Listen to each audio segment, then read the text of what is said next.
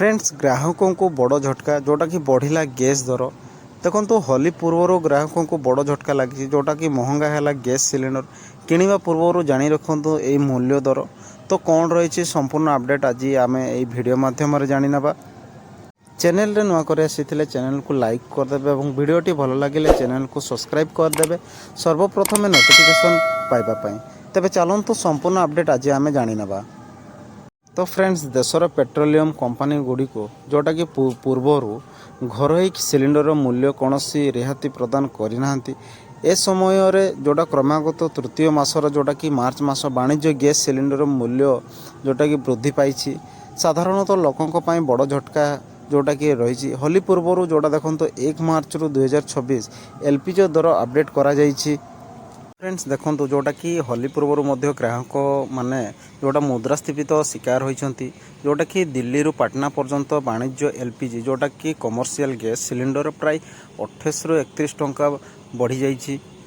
तो फ्रेंड्स देखो जोटा कि दिल्ली रे जो कमर्शियल गैस रही 19 किलो एलपीजी सिलिंडर तार दर जोटा कि 1768 टंका 50 पैसा टंका उपलब्ध हम यहाँ पूर्व जोटा कि थिला 1740 टंका 50 पैसा थिला तबे वर्तमान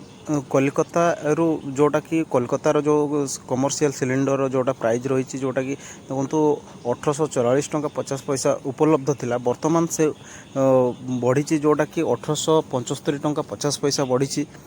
फ्रेंड्स सेहीपरि मुंबई रे देखो जोटा कि 1692 टंका जोटा परिवर्तन थिला जोटा एबे परिवर्तन है सेटा 1720 टंका रे उपलब्ध होउची एवं चेन्नई रे जोटा हमर 1929 टंका एबे वर्तमान जोटा उपलब्ध अछि पूर्वरु जोटा थिला 1869 टंका 50 पैसा थिला।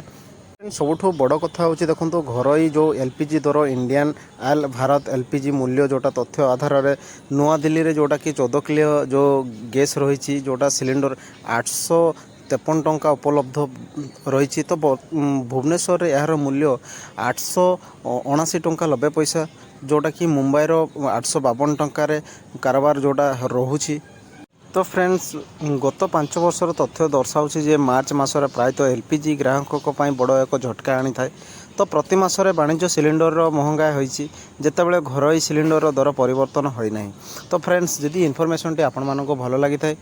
तेबे चैनल को सब्सक्राइब करदे जोटा कि सर्वप्रथम नोटिफिकेशन आपण मैंने पाइपर।